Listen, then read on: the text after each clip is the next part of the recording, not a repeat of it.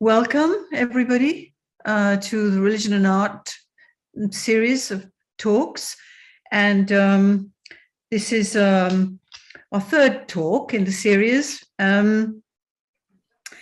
This is, I'll just say a few words about it. This is an initiative of Chase with Goldsmiths College and Essex University in partnership with Chaplaincy Projects at UAL. My name is Nina Danino, and Chaplaincy Projects is Mark Dean, who's here with us and is the coordinator of these talks with me. So welcome to everybody who's been coming along, and thank you for supporting us and being present. Some of the names in the registration we recognize from way back at the symposium. Thank you for keeping on supporting us. And some names we don't know at all, and that's really great as well. And big welcome to those people who are here for the first time. So maybe for that reason, I'll just say just a few lines on these talks and how they come to be. Basically, they follow on from the forum that we held over last year. And those presentations were much shorter, faster paced. And so we thought it'd be really nice to invite one speaker, international scholar, to give a talk about their practice and to allow more time for audience participation. So we welcome the additional time that we have for you to put your thoughts, participate, make responses, and engage with the space. And so it's a different kind of pace, and it's very different, and it has its own rhythm and its own things that are coming out of it. So they're not curated to kind of, in a sense, link up with each other in any way, other than they're people whose work we admire and wanted to invite because we wanted to ask them to speak from their own practices, which are very different from curating practice, theological practice, writing practice, and music. I believe music and pastoral practice next in the next talk. Without further ado, I would like to present our speaker, who is Tina Beattie, academic and theologian, and we're very pleased to welcome her and thank her very much for agreeing to take part, and we're very much looking forward to her talk. So just before we do that, I'm just going to read out her biography, which is on the website, but I'll read it out. So Tina Beattie left her post as Professor of Catholic Studies at the University of Roehampton in August 2020. She continues in her role as Director of Catherine of Siena College, based at the University of Roehampton. Much of her research focuses on the relationship between the Catholic tradition and contemporary culture, particularly in areas to do with gender, sexuality, and reproductive ethics, Catholic social teaching and women's rights and theology, and the visual arts. She has a keen interest in Marian theology, art and devotion, and in the relationship between medieval mysticism, sacramental theology, and psychoanalytic theory. More recently, she is engaging in research into environmental theology in the context of Pope Francis's 2015 encyclical Laudato Si, approaching environmental issues from the perspectives of literature, poetry, art, music, gender theory, and sacramentality. And also to add that Tina Beattie is now writing fiction and has been for some years, and has been publishing, as well as doing her academic theology. She's also a fiction writer, and her most recent published novel is titled Between Two Rivers by Weaver Press. It's in Zimbabwe, and Troubadour Press. So Tina Beattie will talk on symbolism and sacramentality in art, medieval and postmodern representations of the Little Garden of Paradise. So thank you very much, Tina, and I hand over to you.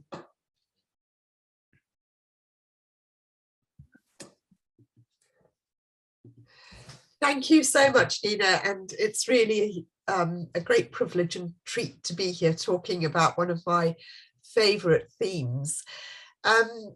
Before I start, I am going to say something about the relationship of silence to art. And so I want to start by asking you just to look at two different paintings in silence for a few seconds.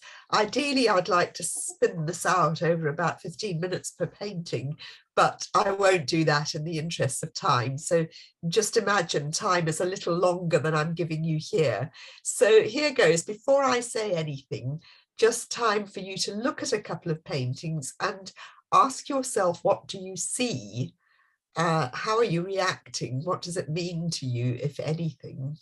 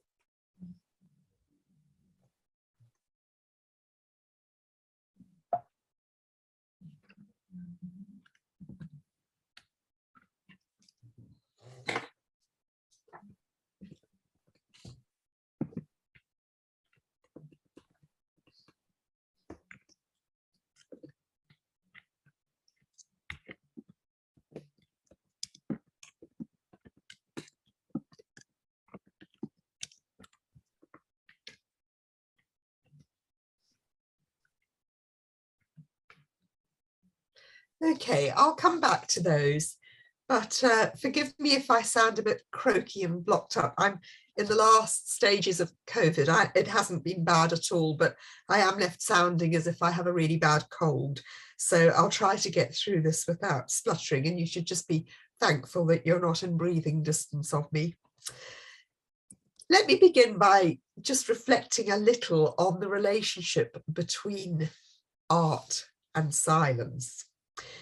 The Anglican hermit and theologian Maggie Ross focuses on the significance of the word behold in scripture. And she says it's a form of contemplative attentiveness that goes far beyond simply looking or seeing. She points out that in the Hebrew and Greek versions of the Bible, the imperative form of the word behold occurs more than 1,300 times. And she observes that after God had blessed the newly created humans, the first word he speaks to them directly is behold.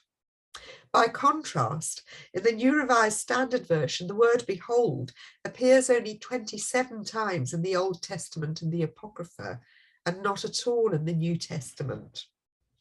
Ross writes, silence and beholding are our natural state. It was in the context of beholding that we were given stewardship of the earth. It is in the context of distraction that we have mismanaged it. As the pace of contemporary life accelerates and the rising tide of noise degrades the biosphere, the need to recover, and more especially to teach and practice silence and seeking into the beholding becomes ever more critical. I love that phrase, seeking into the beholding. Edward Robinson was a fine sculptor, particularly of wooden altarpieces. And in his book, Forms of Silence, he writes, all works of visual art may be thought of as forms of silence. They have no voice, they use no words, yet they can still speak to us.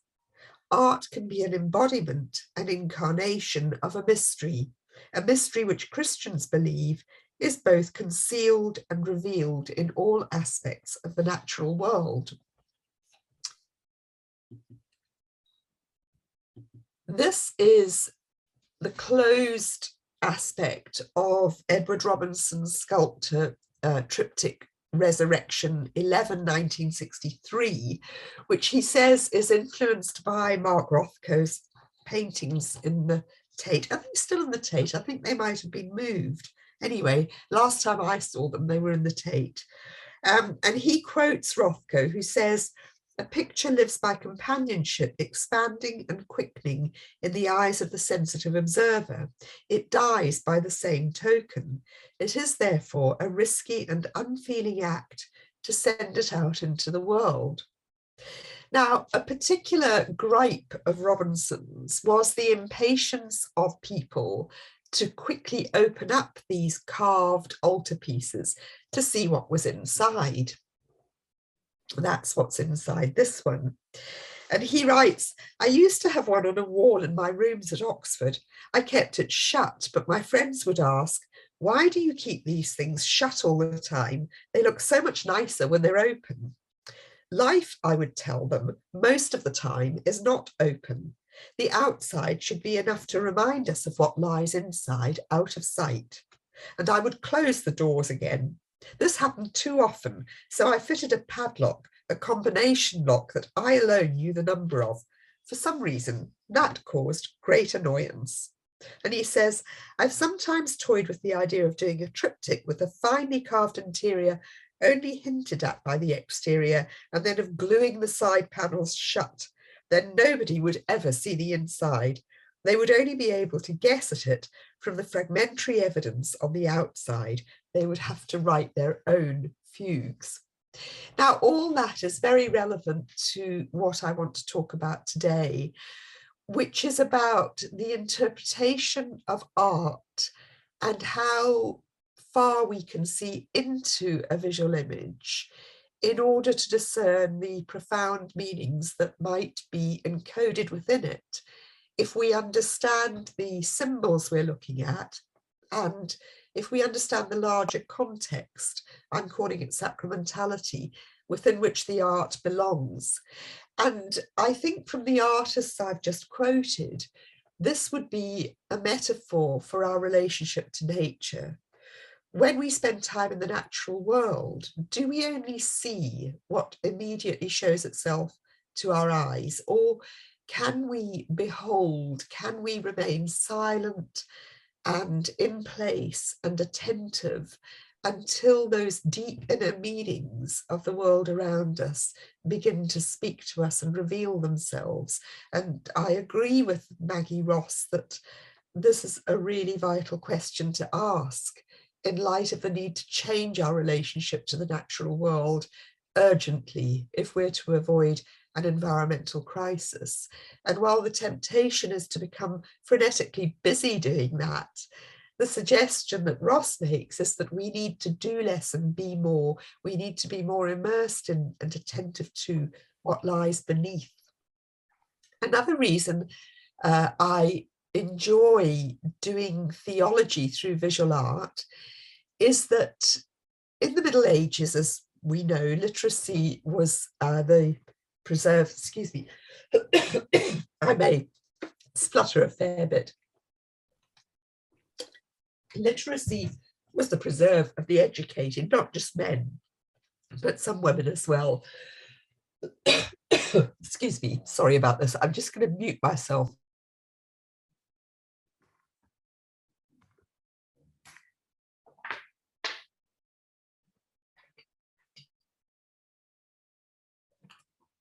Right, there we go. At least I'm not on a ventilator. There's something to be said for milder versions of COVID. But theology was taught to ordinary people in the Middle Ages through preaching and through visual images. But as someone who's interested in gender and in the Virgin Mary and Eve and how they're depicted, I began to realize that the visual image can say things that the theological text can't. It can subvert the text. It can play with the doctrinal truth in ways that allow other meanings to emerge discreetly and remain more or less secure from the sort of sensorial gaze of those who claim the right to interpret truth. So I'm not going to go into that much now. I'm just going to say more about how we read these meanings when we have the time to behold a work of art and we have the theological understanding to know what we might be looking at. So this is the painting I'm going to spend most time on this evening. It's called The Little Garden of Paradise. Just getting my notes up now. And it dates from about 1410, so the very early part of the 15th century, by an unknown German master. It's referred to as the Little Garden of Paradise because it's very small. It's about 26 by 33 centimeters. Now, this is an astonishing work if we know how to read it. There are actually three gardens here. There's the enclosed garden, which I'll say a little bit more about. There's the Garden of Eden, and there's the heavenly Jerusalem where streams of living water flow.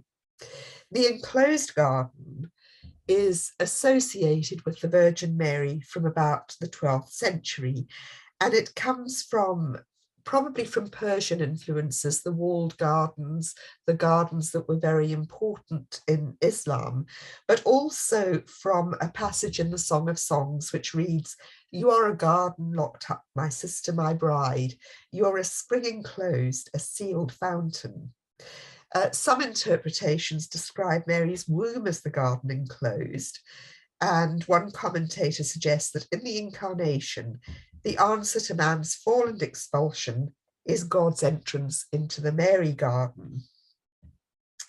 Here we have a whole community of saints gathered in an enclosed garden, and I'm going to say a bit more about what the meaning of this might have been in terms of medieval devotion, but I just want to speak about what's going on here. It's an idealized garden. There are no shadows. And if you look, the perspective is slightly odd. We're looking neither from above nor from below, but at a slight sort of angle. And this makes me think of theologian Eleanor Stump, who studies Thomas Aquinas, who says that Aquinas thinks of us as metaphysical amphibians. As humans, the psalmist says, we're a little lower than the angels and a little higher than the beasts. And we float in this kind of in-betweenness between our animality and our capacity for transcendence. And pictures like this are actually playing on that meaning.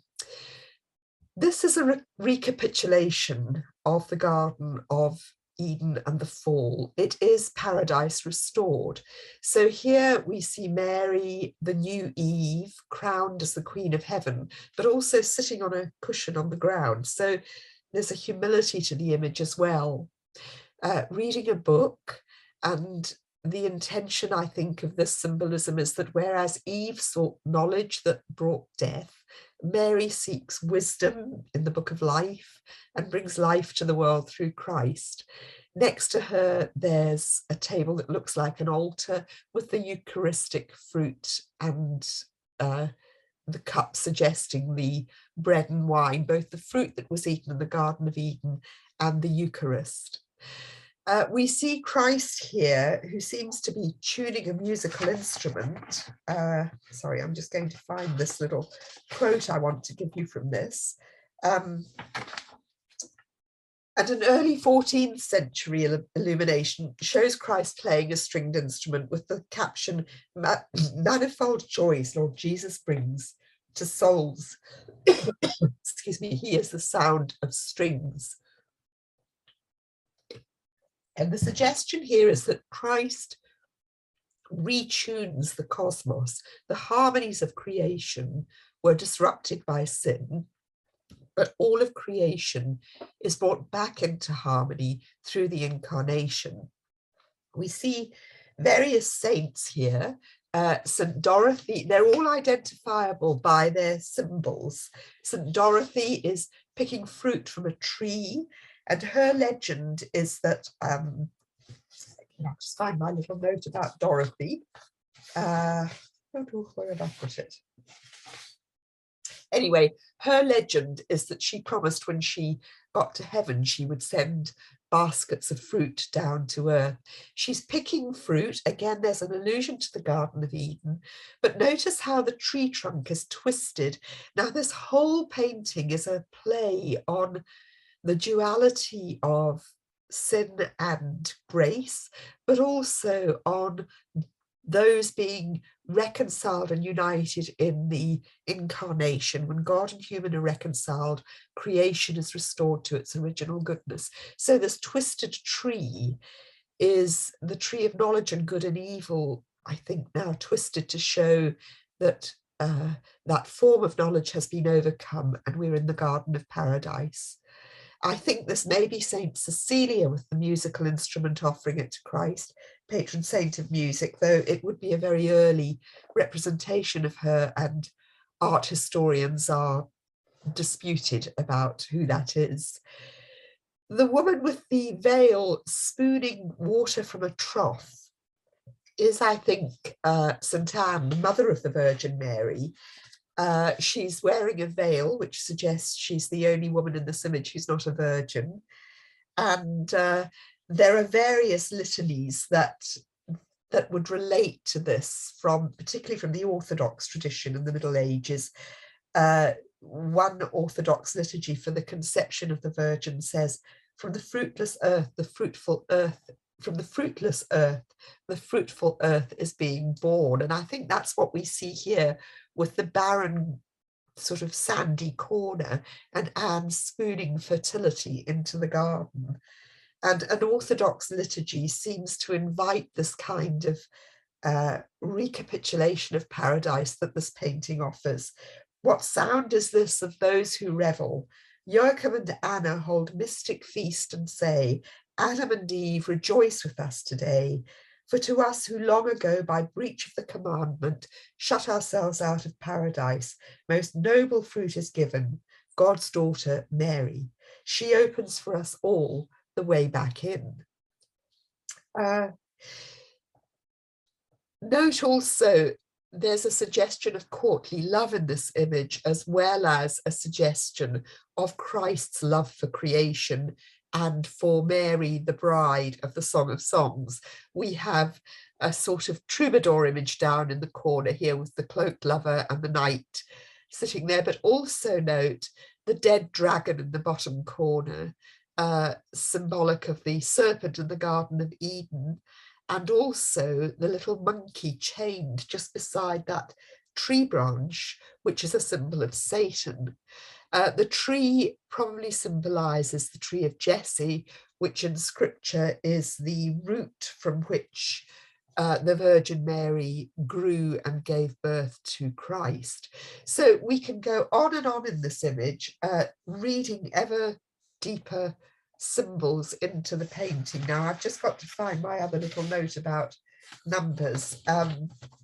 There are 24 plant and 12 bird species identifiable in this painting.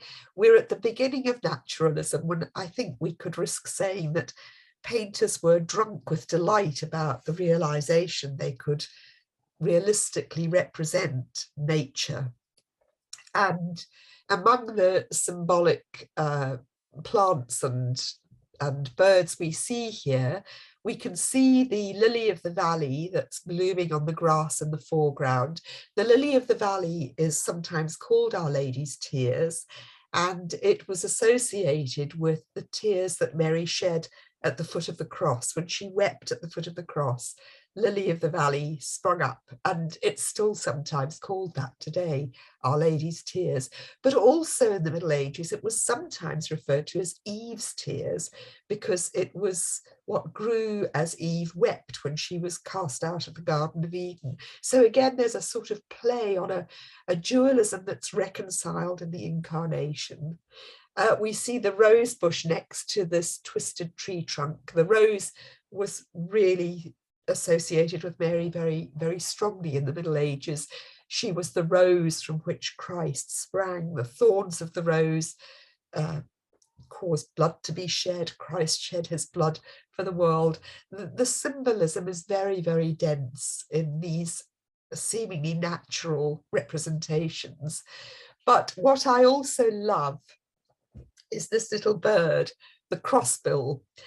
Legend has it that the crossbill tried to take the nails out of Jesus's hands on the cross. And it's very realistically represented. If I go back, I can just show you where it is. I've got things obscuring my view, but they're up on top of that crenellated wall there, the crossbills. And I think that's one down there as well. So let's go back to those crossbills. And the legend is rather charmingly repeated in Henry Wadsworth Longfellow's poem, The Legend of the Crossbill.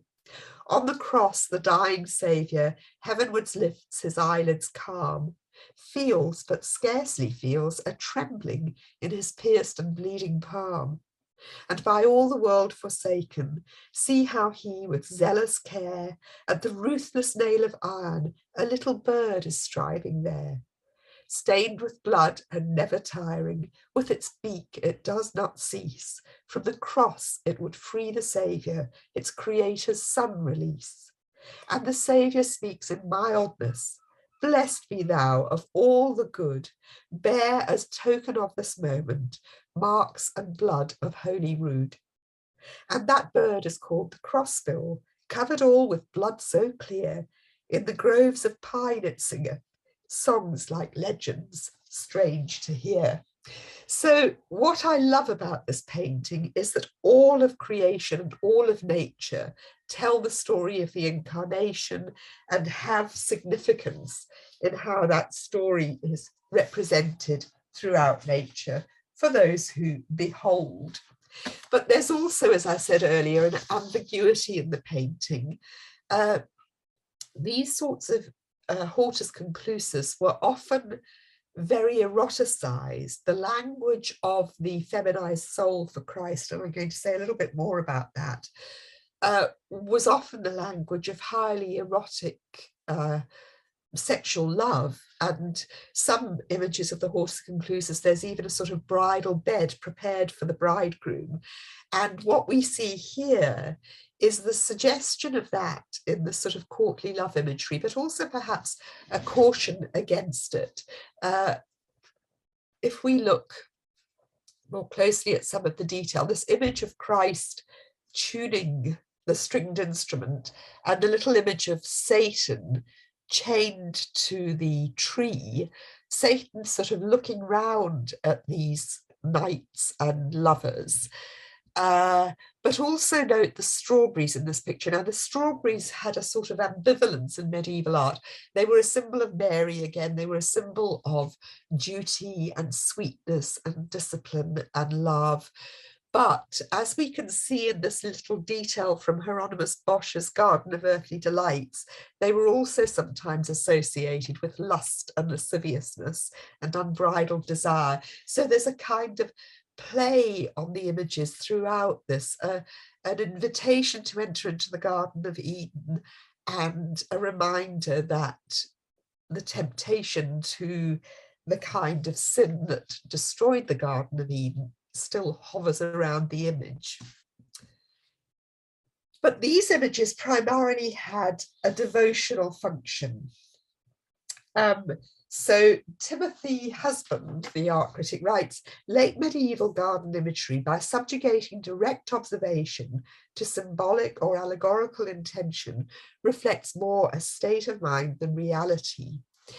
It's the idea that the one who is immersed in devotion contemplates nature, but then has to achieve a distance from the beauty, the seductive beauty of the natural world through contemplation, through withdrawal, and then come back to appreciate that this redeemed and idealized garden is the soul preparing itself to welcome Christ, again, often in quite erotic image. So I'm reading from an essay by Reindert Falkenberg on the household of the soul. And he writes how many texts of this era were devoted to explaining to readers how they should create a garden in their own souls by planting and cultivating a variety of flowers, fruits, herbs, and trees. these plants were not to represent abstract symbolic notions, but the spiritual flourishing of the reader's soul. Now, Falkenberg also returns to debates surrounding Edward Panofsky's influential claim that there was a world of disguised symbolism and apparently naturalistic, down-to-earth representations of Mary and Jesus and other holy figures in the art of this era. And Panofsky was criticized by modern interpreters for failing to respect the distinction between visual and textual cultures, and for attempting to interpret art through texts. But Falkenberg points out that there is in this era an abundance of devotional texts intended for personal use. And these texts often have this imagery of the contemplative soul being prepared as a garden or as a clean and fragrant household to welcome the bridegroom into the bride's space, the bride being the soul. And in an essay on these medieval gardens, Anne Winston Allen writes, taking Mary as their model, garden allegories of the late Middle Ages depicted the garden as the heart or conscience, and the plants cultivated there as qualities that are pleasing to the divine spouse.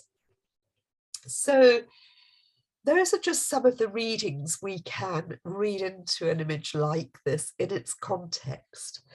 And I want to end my reflection on this image by quoting Umberto Eco in his book Art and Beauty in the Middle Ages. He makes the point that there was an integrated relationship between human appreciation of nature, which could be a dangerous source of distraction and seduction, but also the holistic participatory nature of the cosmos. Everything participates in God in medieval theology. God, it's not pantheism, but it is panentheism. All things have something of the Trinitarian likeness about them, because they bear some resemblance to the Creator just by virtue of being, but also by virtue of expressing aspects of God's creative abundance. So Eco says medieval taste was concerned neither with the autonomy of art nor the autonomy of nature. It involved an apprehension of all of the relations, imaginative and supernatural, subsisting between the contemplated object and a cosmos which opened onto the transcendent.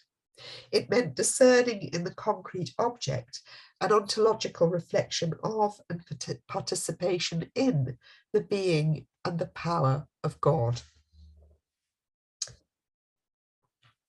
I'm going to move forward because during the revolutions and transformations in Western culture, understanding and religion that took place through the Reformation and the Enlightenment and the Scientific Revolution, the visual imagination also changed. And I want to fast forward to show how this is reflected in a very different hortus conclusus. This is a Victorian version painted by Charles Alston Collins between 1850 and 1851. Collins was a member of the Pre-Raphaelite Brotherhood, although, he was never a member of the Pre-Raphaelite Brotherhood, but he was influenced by them. And this is in the Ashmolean Museum in Oxford. The frame was designed by Collins, and up at the top there it's inscribed with the words Sicut Lilium, taken from the Song of Songs as the lily among the thorns, which is a very Marian allusion. But we have here a quite different relationship between nature and grace, and an altogether more anemic form of spirituality, and I would add of femininity. In Collins' convent garden, we see an attempt at a rediscovery of the sacramentality of nature and a reintegration of the relationship between the natural and symbolic worlds. But this is very different from that medieval vision. The landscape is flattened and symbolic meanings are both obscure and contrived. The nun is suggestive of the Virgin Mary, but she's not Mary. Rather, we see an image of the Annunciation in the open prayer book she's holding, suggesting that a story which was immediately present to the medieval imagination is now a text and an image in a book. It's removed from the scene of representation. Similarly, she gazes on a passion flower, suggestive of the passion of Christ, but I think the meaning of that would be fairly obscure to anyone but those in the artistic community who understood it. There's a sense that nature here struggles to express the inherent sacramentality, the capacity to be revealing of God, which would have been accepted and recognized by medieval devotion and viewers of art. We now have a cultural fog of symbolic illiteracy and religious sentimentality. And part of this, perhaps, we can trace back to the transition in the Reformation from a sacramental world in which everything and all the senses were potentially harmonized and invited to experience God, to a much more textual, scriptural, word-based faith. Martin Luther says, Christ's kingdom is a hearing kingdom, not a seeing kingdom, for the eyes do not lead and guide us to where we know and find Christ, but rather the ears do this. Paintings such as this led to accusations of Roman Catholic sympathies against the pre-Raphaelites. Collins was a Tractarian, but unlike some of the others, he never converted in the Oxford movement to Roman Catholicism. John Ruskin was fiercely anti-papist, but he did much to turn the tide of critical hostility against the pre-Raphaelites and praised their work. And he liked this painting in particular. But as Peter Fuller points out, Peter Fuller was an atheist art critic who was deeply appreciative of the transcendent aspect of religious art. And Peter Fuller points out that Ruskin's praise focused exclusively on the naturalistic elements of Collins' work and entirely ignored its religious and symbolic significance. So Ruskin wrote, I happen to have a special acquaintance with the water plant, Alismo plantago, and as I never saw it so thoroughly or so well drawn, I must take leave to remonstrate with you when you say sweepingly that these men sacrifice truth as well as feeling to eccentricity. For as a mere botanical study of the water lily and alisma, as well as the common lily and several other garden flowers, this picture would be invaluable to me, and I heartily wish it were mine. It's since been pointed out that actually there is no Alismo plantago in this painting. But Fuller argues that Ruskin believed that Christian art would be revitalized through combining the truthful representation of nature in its finest detail with the discoveries of modern science. When Ruskin expressed his admiration for the Gothic and for medieval religious art, it was in terms of the increasingly refined representations of nature and not in terms of its religious symbolism. So in that 15th century Hortus Conclusus, Little Garden of Paradise, I think we can safely assume that Ruskin would have marvelled at the naturalism of the plants and birds, but would probably have been resistant to the symbolic meanings invested in them. Fuller suggests that within the British Protestant tradition of natural theology, the medieval conception of nature was transmuted into a modern conception of the great chain of being, in which creation was conceived of as a stable gradation governed by principles of goodness, plenitude, and continuity, and held in a state of equilibrium by God. It was as if the hieratic view of nature slid off the west fronts of the cathedrals and organized the way in which the poet, painter, and philosopher saw the fields and the livestock themselves. I love that expression.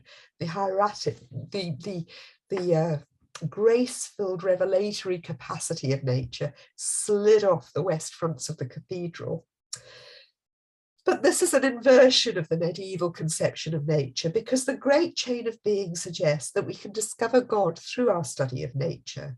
Natural hierarchies become a ladder for our intellectual ascent to God, so that our understanding of the nature of God is informed by our understanding of the nature of nature itself. And it's perhaps not surprising that such a worldview was profoundly shaken by Darwin's theory of evolution by natural selection, nor that Richard Dawkins continues to make excellent mileage out of the claim that if our concept of God derives from our empirical experience of the world, then Darwin renders God redundant. But the sacramental imagination of the medieval world would have turned this suggestion upside down. Our understanding of the nature of nature is informed by our contemplation on the God who is beyond all human understanding. And that's where I would refer back to the importance of silence, mystery, and beholding referred to in those first readings. Ruskin was a contemporary and adversary of Pugin, who converted to Catholicism in 1834. And going back to Fuller, he argues that the difference between Ruskin and Pugin's understanding of the Gothic lay in a different approach to nature. For Ruskin, nature and science revealed God, whereas for Pugin, one needed fidelity to the tradition of revelation and faith in order to be able to read nature as revealing of God. So I'd suggest one of these is a bottom-up theology, by way of which we seek to ascend to knowledge of God through truthful contemplation of nature, and the other is a top-down theology in which the light of grace, recognized through the revelation and traditions of the Christian faith, enable us to understand and interpret nature truthfully. Much to discuss there, but finally, this is, as you may have recognized, a version of that medieval painting, The Little Garden of Paradise. It's by contemporary artist Stuart Ridley in the Saatchi collection, and I emailed Stuart and asked him if I could ask him a couple of questions in preparation for this talk, and he also kindly gave me permission to use the image. So I asked him, what inspired you to choose that particular work? And is your interpretation pastiche or parody? And this is what he replied. My inspiration for choosing this painting was my interest in the original artist's painting style, as well as myself being a regular churchgoer. The painting is pastiche. I wanted to freshen and liven up the colours, as the original I was copying from was a nicotine-stained, dusty framed print. I was also keen on making it more contemporary for modern-day viewers. Now, I could talk about that and give an interpretation, but actually I'd rather we did that collectively now in our discussion time. So I'm going to invite you now to either type your observations and comments in the chat box, or to indicate that you'd like to ask aloud. And I can, am I still sharing? I am still sharing. I can stop sharing now. Actually, no, I'll leave that up there for a bit so that people can see it, because it's over to you for the interpretation now. And I'll check the chat box if I can. Hold on, I've expanded my screen too much. I need to go back to being able to see it. And apologies for the croaking and spluttering. Actually, I am sorry. I'll just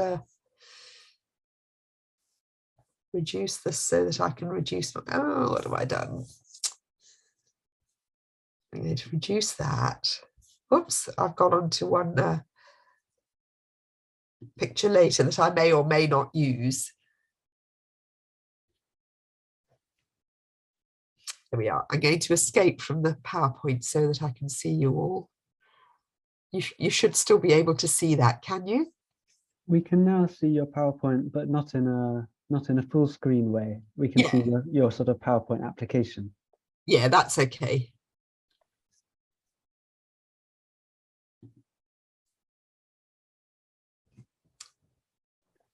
Anybody who wants to There are speak. 7 chats. I'll have a look. Yeah, there are two or three since you asked. Okay. Yeah, the mystic rose, Patricia.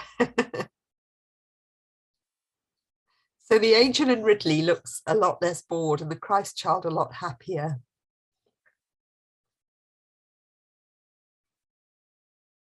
Reminds me of Matisse. Really interested to hear that this image is copied from a print of the original. Layers of removed from Paradise Lost. A version for a time of the Great Extinction event. That's interesting. So also you don't just have to comment on that picture. Very happy now to open up the discussion to whatever you want to say.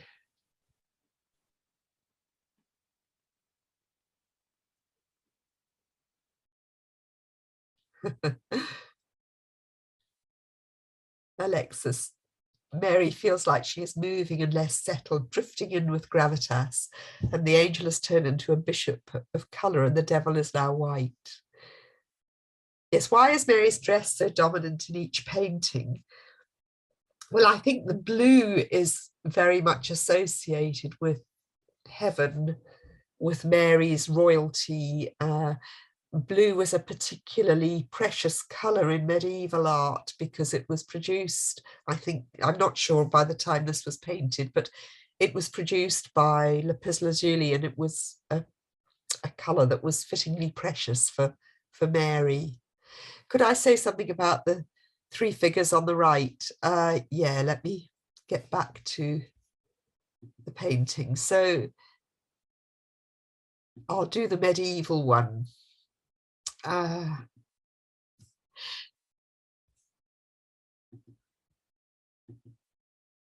There we are.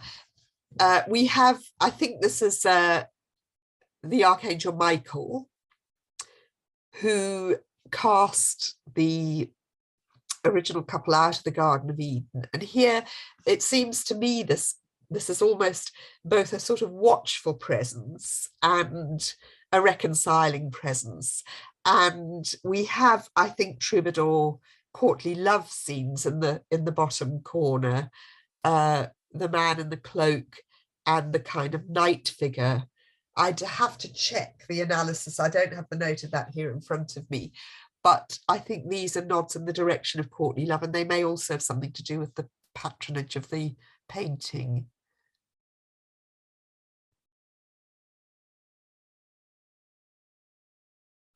I'm just looking at some of the chat questions.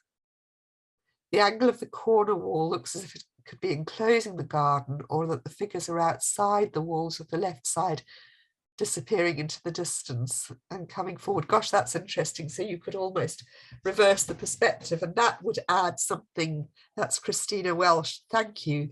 That would add even something extra to that ambiguity if we can have a sort of trompe l'oeil, which would see these figures as both inside and outside the garden, which would be very much in keeping with what I'm suggesting as the ambiguity of this painting. Do you see the hortus conclusus as a space of sanctuary or a form of or a trap or a form of oppression? Well, I think that's a very subjective question, isn't it? Certainly in the Middle Ages, there were women who experienced cloistration who were not suited to it. And I think for them, it would really have been a trap. There were others who really did not want to be married and having children and in the whole domestic role of the feudal family. And maybe for them, it would be a place of seclusion, of sanctuary. If you go to the medieval beguinages, there's a very beautiful one in Leuven, which I love to visit. And those are associated with the Beguines, that the Leuven beguinage has enclosed gardens still, and you can easily imagine, as I say, this is an idealized image. Outside, there would be sewers and the stink and the hustle and the violence of the medieval town. But that Béguinage does suggest an idyllic place where women had declared a kind of independence from religious control and marriage. They had formed communities of serving the poor and living together and sometimes preaching and traveling, and that movement was curtailed quite viciously and survived only in a sort of enclosed and cloistered form. And then I think the last Béguines died about 20 or 30, maybe a little longer than that, years ago. So I think we have to be careful when we interpret medieval imagery, because we're so used to a culture that sees everything medieval as barbaric, misogynist. I don't think that's true. I think they would look at us and say, who are the barbarians here? We have to really try to get into the world that they lived in. And I'm going to show another image in a minute that might help me to address that question a bit better. In Ridley's painting, there's no garden or trees painted beyond the wall, and there are no boundaries depicted into the wall. And Nina, the modern painting seems to be more engaged with representation as colour and shape and lack.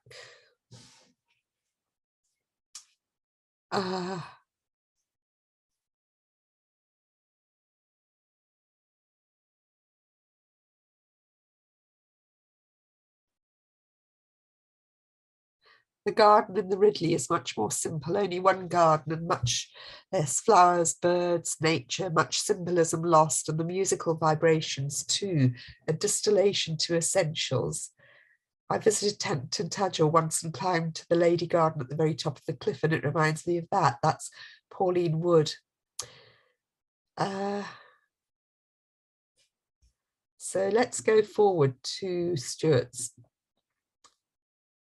painting again. I think for me, this may tell us as much about our time as that medieval one tells us about the Middle Ages. We are not a culture that sees those meanings unfolded within meanings within meanings within meanings. We do see a more accessible, flattened reality, perhaps. I suppose my question is, and I'm not an art historian, and I've spent too long with these to have a sort of clearly objective question, but in my own relationship to the pleasure of art, I admit that the medieval one holds me for a very, very, very long time. And I have spent a long time before this. And it interests me because I do really think it is a comment on our times. It's almost, to me, the comparison between these two is almost a perfect visualization of the difference between the medieval and the postmodern in some ways. But yeah, as I say, I don't want to put too much of my meaning onto it, but it does lack a kind of symbolism. What about Mary reading? Well, I'm going to move on now. If I want to just, Nina, more childlike and regressive, the Rhetoric of Innocence. I mean, it interests me that the artist was working from a nicotine-stained, dusty framed print. And that's almost, to me, a kind of, I think of Jacques Derrida saying we begin in a text wherever we happen to be. And it's rather than a quest to go back and say, gosh, I've got to look at this. And I mean, if you go to the website of the Stade Museum where it is, you can enlarge it in the most minute detail. You can see it in glorious detail, this medieval painting. But clearly the inspiration for this came from that nicotine-stained dusty frame print. And that to me is almost a comment on how we read medieval art through a kind of smoky lens. And so it is more contemporary for modern day viewers. Whether we want to make a value judgment on that or not is not for me to say. But there's talk here of reading and is it oppression or what? And I want to just talk a little bit about this, which I've saved in case I decided not to. But this is an altar wing that also dates from the early 15th century. It's a very, very unusual composition indeed. I've never seen anything quite like this. I emailed the gallery where I found it.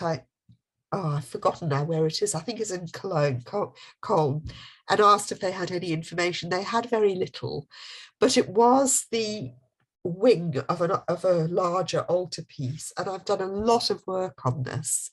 And it's also an allegory for the Garden of Eden restored.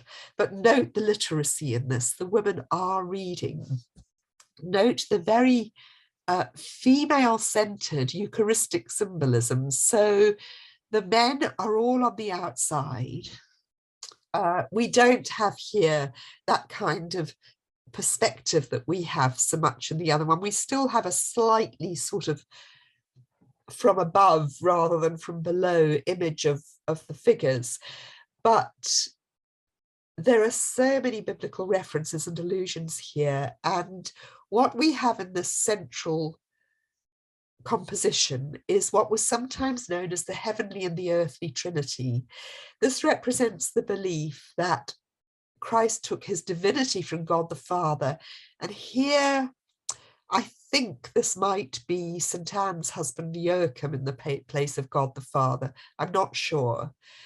But Christ took his humanity all from the female flesh because Mary was a virgin. And that's Mary's mother, Christ's grandmother, St. Anne. So in the Middle Ages, when families, you know, in feudal society, the men would often be away as merchants fighting wars. The female late medieval household was quite matriarchal. And we see that reflected in these Holy Family images. It's called the Holy Kinship. So there is Christ with St. Anne here reading the scripture. And I wonder here if she represents the Jewish tradition here. Christ sitting between them, Mary as the Eve figure, offering the fruit to the new Adam, Christ. But if we follow the line of vision through this painting, we see Christ pointing us to the Word. He is the Word made flesh. And our line of vision travels over to this woman, whoops, what have I done? Who is breastfeeding a child. And if we let our gaze travel down again, we come to again that image of, I think this is St. George with his mother slaying the dragon. This is John the Baptist with Elizabeth. And the little scroll there says, "Behold the Lamb of God." And he is pointing to the lamb whose breast is bleeding into the chalice. But the lamb is directing us to look back to the breastfeeding child. And I think what's going on here is that this is an altarpiece. The people are gathered in the Mass. They're relatively passive while the Mass is going on. And they're being asked to reflect on the meaning of what's happening.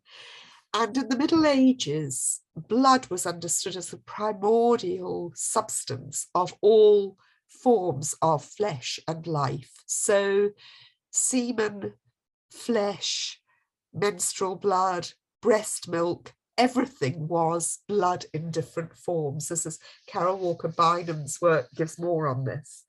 And we're being invited to see, and by the way, Christ is naked in many of these paintings because it shows his full humanity. He was fully human. He had a fully human body.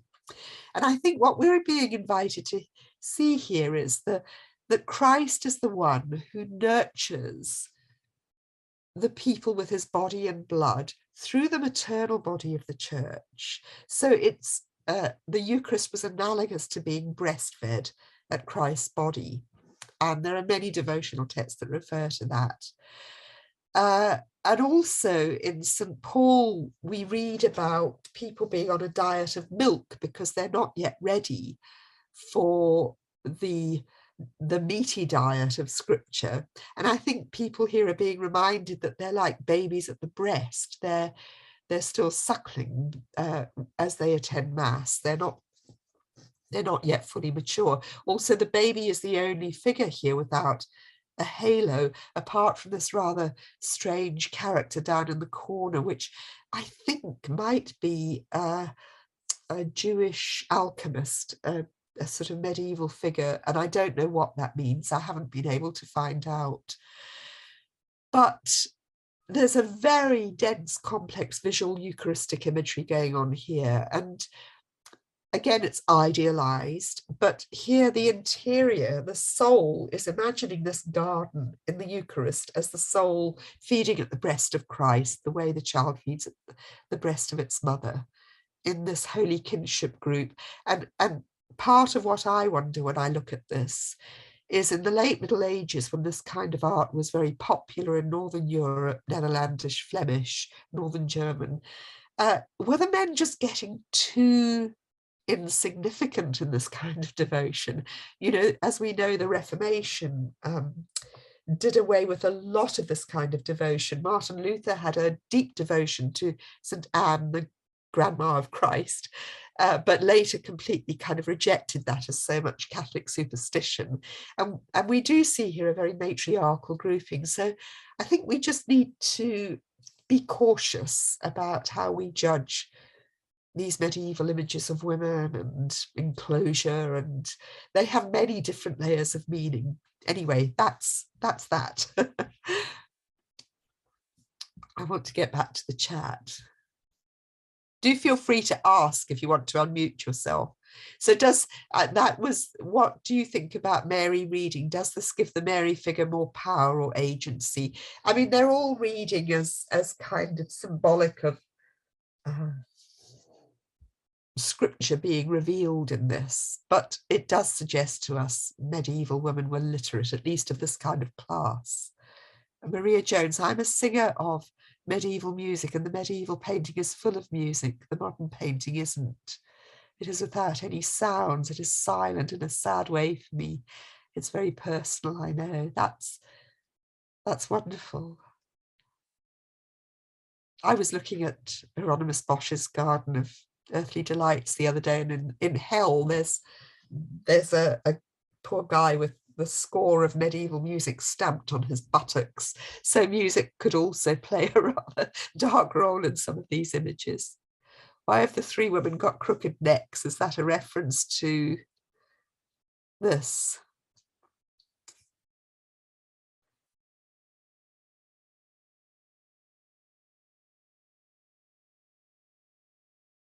Does the modern painting make religion more an ordinary matter, naive, simplistic and mechanical,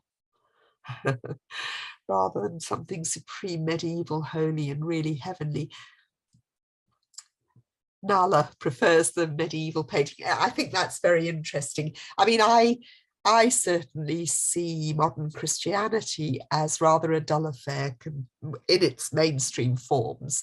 You know, and it's medieval art that often makes me think that. I've just referred to Hieronymus Bosch, but, you know, go up into the Dome in Florence, or look at any of the sort of art of the medieval cathedrals. And yeah, Christianity was a pretty flamboyant Freudian affair, really.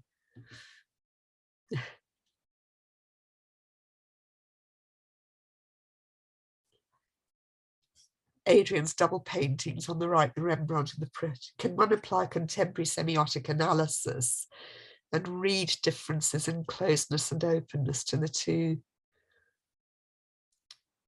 medieval devotional paintings? Nina, that's your question. Do you want to say more on that? Well, I just feel that there's a sort of visual difference between them, and I'm not sure how one would sort of go about identifying that or locating that, you know, in relation to how, I don't know whether they're the same period or whether they're kind of roughly in the same sort of field of practice and representation in context, historical context. It kind of does, in a way, doesn't matter, but in that they both represent similar kind of scene, and they both are devotional, and they both are a group painting, and they both have certain similarities. I just feel that this one makes me feel as if it's a very, that the symbolism of that is a very tight kind of symbolism. Whereas in the first painting that you showed, you know, the little garden, little garden of paradise, is very locked down and fixed in some ways, but there's also some other aspect of it that's very open and very fluid. So I'm just like wondering whether one can sort of locate that or approximate that in some way. Not here, not now, but that's just what I'm feeling about it. You know, as they're two commensurate types of paintings approaching commensurate types of themes with similar types of characters in them. And yet this painting is much more delightful, much more open, allows me to kind of some space, maybe that's it. It allows me some space to wander around in it and be in wonderment with it and in it, whereas the other one isn't allowing it in that way. So you know, making two kind of qualitative differences in the kind of actual visual representation and how one can read it, even though the topics are the same, you could say.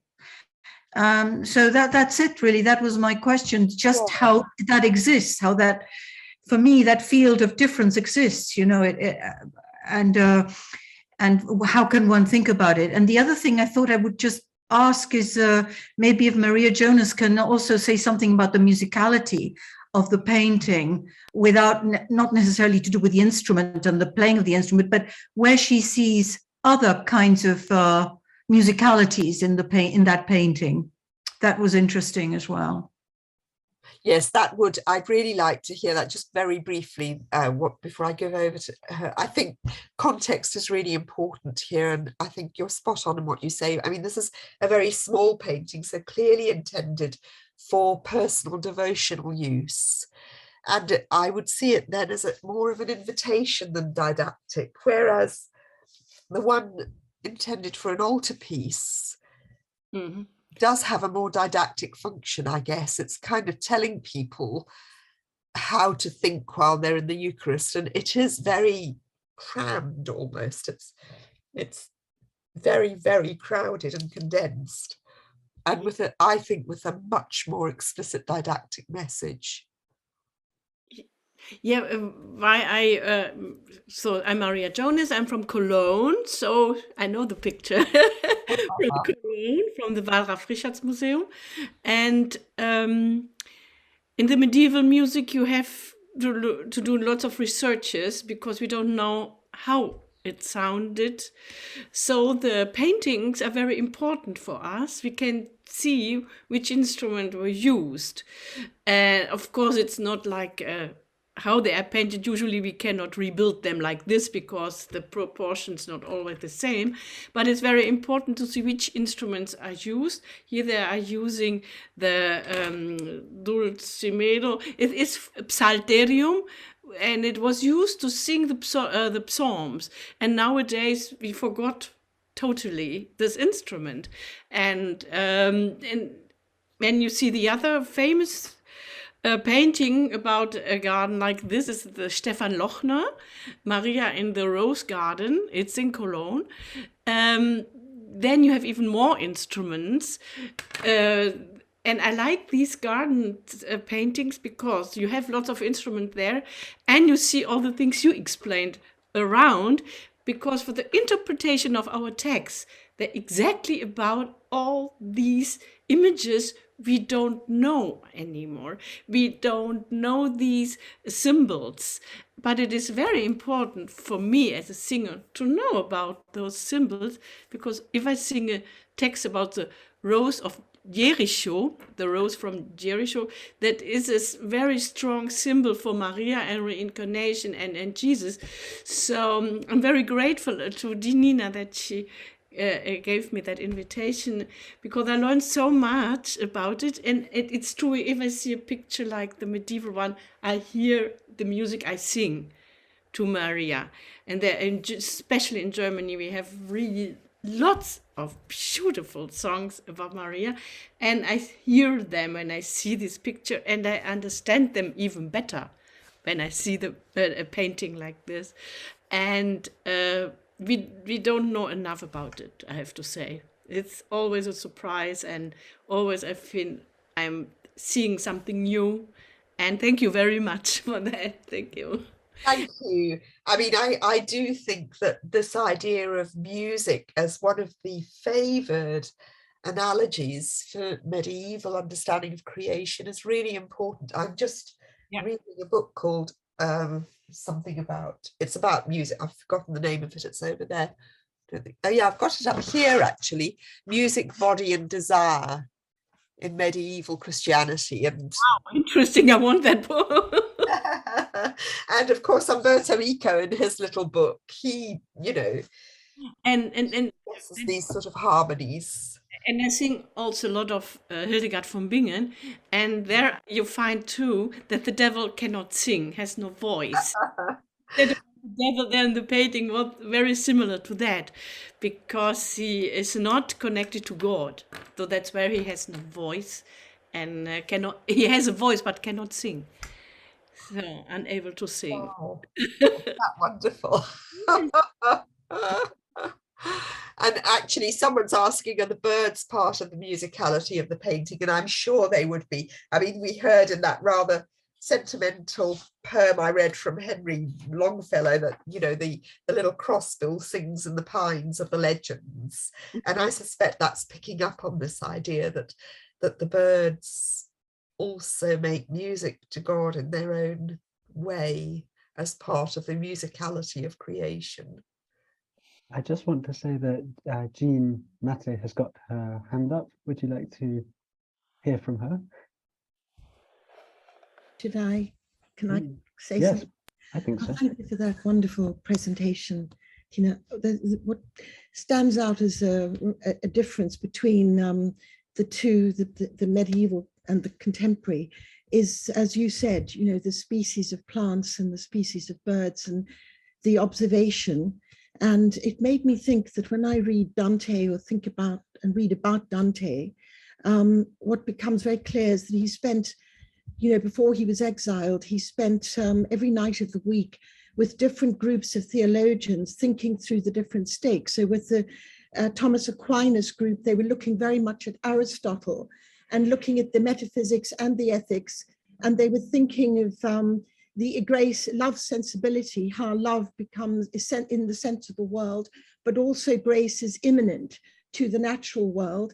And some nights they'd be with the Franciscans and so on. And I just wondered which philosophers or theologians were very operative at this time that would have fed into this notion of the immanence of love and grace appearing in the natural world in the way that, you know, in Dante's time it was coming through Aristotle. Ethics and metaphysics. And what's really remarkable in the medieval painting is the observation of the different plants that actually do exist and the bird life, which and that's just absent from the and that makes me think, you know, to take up Nina's point about lack, you know, I'm thinking of Lacan's rethinking ethics and thinking how after the Holocaust, for instance, or even after Freud's late works, which could have been written by Sade, in fact, they're so bleak. And this is before the Holocaust, but Lacan is trying to rethink everything in the limits of enlightenment and ethics in relation to what happened with the Holocaust.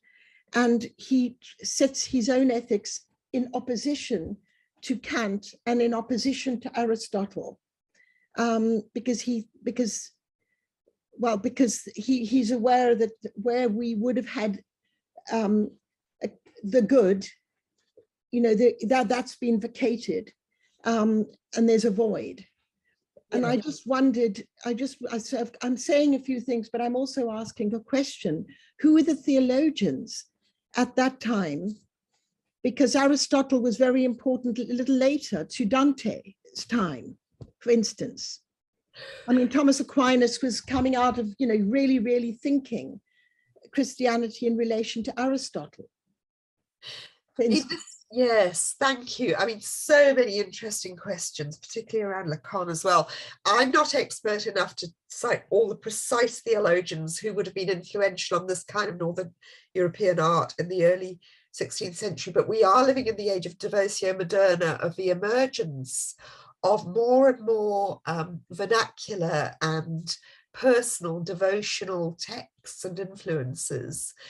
So what we're looking at in things like this, I think, wouldn't be the kind of court theologians who are, you know, we're in a time now when theology has been taken into the schools and is becoming, it's developing its own rhetoric, its own form of Latin. It's quite inaccessible to ordinary people, and mediating between the sort of scholastics and the ordinary people are the preachers and the vernacular theologians, and those who are writing personal devotional texts.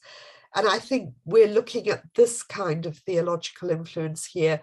But what would be common would be the Aristotelian rather than Platonic idea, I think, by now, even if it might have been a kind of corrupted Aristotelianism, that the school had developed and had filtered out into popular culture, of this idea of participation, of, you know, form and matter never ever being encountered separately, of the material world itself being the bearer of meanings in which it participates. And that would be Thomism interpreting Aristotle, and then, as I say, filtering out. We mustn't overestimate the influence of Aquinas himself at this stage.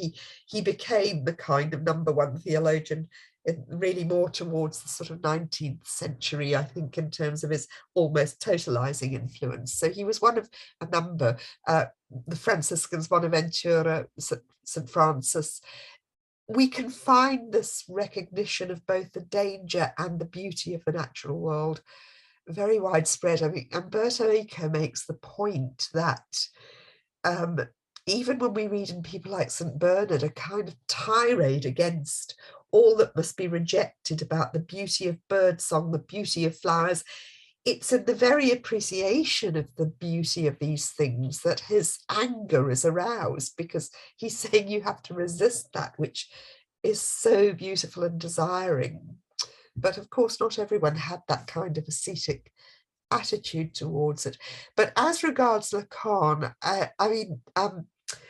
you know, Lacan is hugely influenced by Thomism, and Etienne Gilson in particular was, I think, his main conversation partner. And of course, Thomism is Christian Aristotelianism. I once told a class that Thomas baptized Aristotle, and one of my dear students illustrated her essay with a little medieval drawing of a baptism and said, this is Thomas Aquinas baptizing Aristotle.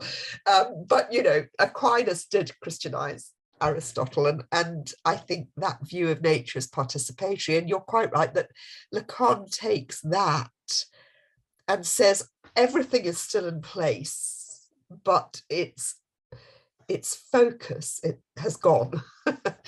There is no good. There's only desire circling around the abyss. And of course, his critique of modernity is that instead of having the courage to allow our desire to circle the abyss, we cram the abyss with goods instead of the good. But, you know, so there's a lot there to unpack. Can I just sort of say something else? The painting Ridley, I think that there's much more that's going on right now that has that is more commensurate with the medieval painting in terms of, I'm thinking how, you know, the radical Black tradition, for instance, thinks the ancestral in terms of an ecological approach to, so that if you want to hear the ancestors, it's about listening to the ocean or listening to the soil, or having a different relationship to nature.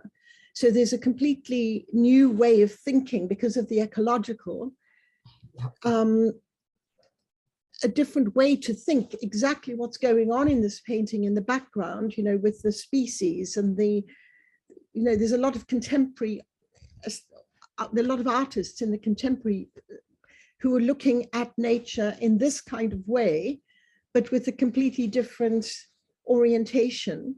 Yeah. For instance, I just wanted to, I haven't formulated that very clearly, but you get the sense of what I'm saying. Yes, and that's absolutely essential to really what all this is about in my paper tonight. We're of time. I'm just going to note another couple of other questions, but just to say to that, you know, what in a way I'm appealing for is not a nostalgia, let's go back and look at the world as people in the Middle Ages did, but that idea of beholding and silence and things being closed that Edward Robinson says that you have to allow that beyond what you can see there is something, and I mean quantum physics tells us that there is something of immense mystery to the world, and art to me is an invitation back into that, not, as I say, not as nostalgia, but as how do we see and interpret the world today through art and other means. But so thank you so much. I just want to acknowledge what you said about ancestors, because I want to acknowledge Tola's rebuke to me for saying Christianity is dull. And when I say it's dull, I did add in the mainstream traditions. I mean, having grown up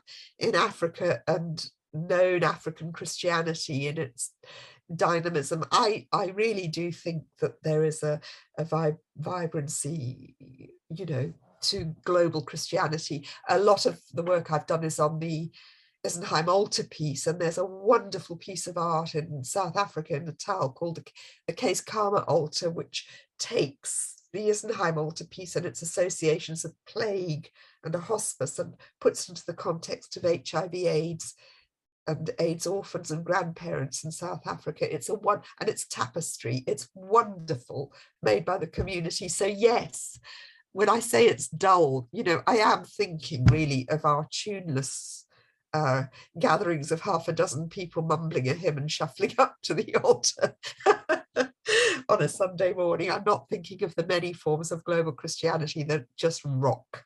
And I also, Christopher Clack has a really interesting comment there. Christopher, are you able just to say briefly about that? I'm aware we've got to close in a minute.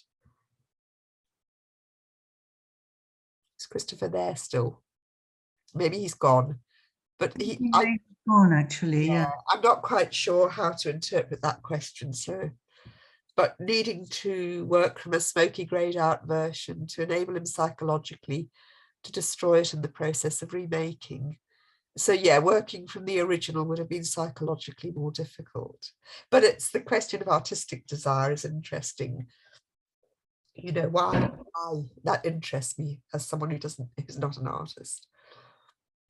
I just mentioned that there are two hands up, or yeah, there's Mark, and there was also a kind of hand in the chat from Nala Torbe. Yes, that's true, actually. Let's hear from you, maybe. From me first? Yeah, why not? I'm sure Mark. Yeah, okay then. Actually, Tina, I would like to conclude with what you started. Behold, with emphasis on that word, behold. And the comparison between the two works of art, I think there is a lot in the medieval painting to behold than the Ridley one. We could hear a lot. I requested to see the Ridley again because I just saw it briefly. To the best of my observation, I didn't see any flowers, or rarely any flowers or birds. Is that right? Now I'm looking at it. Yeah. No flowers, no birds. This is the least to talk about when we behold. And the medieval one makes me behold more and draw a deeper comparison between the heavenly and the natural, which appeals so much to me and is quite outstanding in the medieval painting. So this behold is quite obvious and is quite excessive and beautiful in the medieval work of art. Yeah. Yeah. I just stressed emphasis on the word behold that you started your lecture with. There is less immediate, but I think beholding on this has a different lens, a different perspective as well about, as I say, I think of Derrida, we begin wherever we happen to be in a text, and what does this tell us about our way of seeing and our way of interpreting both art and nature, because this is an interpretation of art interpreting nature. Yeah. While beholding, we could sing, we could see, we could listen to music also all over that painting. Yeah. Such a beautiful introduction, really. Thank you. Thanks. Gerard's got some questions as well, but I'm no expert on I don't know the Collins. I don't know that paintings were, I mean, certainly an altarpiece would have been seen by everybody for the last image I showed. The little Garden of Paradise would have been seen by its rich patron, I guess. But who else? There was somebody else. There was a question. Mark's got his hand up. Mm-hmm. Oh, thanks, Tina. I see that we're over time, so I won't ask my question, but I did want to read out Tola's comment, because we do read them out, because when people look at the recordings of the presentations, they don't have access to the chat. So I think it's worth reading out, because they were making a point beyond the question of the dullness. I think there's a deeper point there. So to say Christianity is dull depends on what is meant by Christianity in this context. The core message at the heart of it and how it's lived out in the world, or as suggested, a Eurocentric ascetic, which is more a certain cultural expression and only goes so deep. Yeah. And I might just add, I think that question of these of what is meant, what is intended, what the purpose, I think is the question that could be applied to this this question of the difference, the comparison of Stuart Ridley's painting with a medieval painting, because I think the medieval painting is well, actually I wonder how didactic it is, actually, because of course the audience for that would have been literate. But anyway, this Ridley painting, I would suggest, is not didactic. It's a response, and it's a contemporary response to a Christian artwork, which we haven't really, I mean, the artist isn't here, but we haven't really, I don't think we've really engaged with it in that way. We've just sort of assumed that it's trying to do what the medieval painting was trying to do and failing, whereas actually maybe it was trying to do something different. Mark, just to clarify that when I made that comment about the two paintings that I was talking about were the two medieval paintings, not the medieval one and the contemporary one. Yeah. No, but I mean, I'm sorry. I'm saying that the question of didacticism, is one of the questions that we've been engaging with. And anyway, as I say, I did have a question. Tina, I wanted to ask you about your writing, but unfortunately we've run out of time, so I'll have to leave that to another time. So maybe we should close now. Tina, if you want to stay for 5 more minutes and have a quick chat, or you can leave now, whatever you like.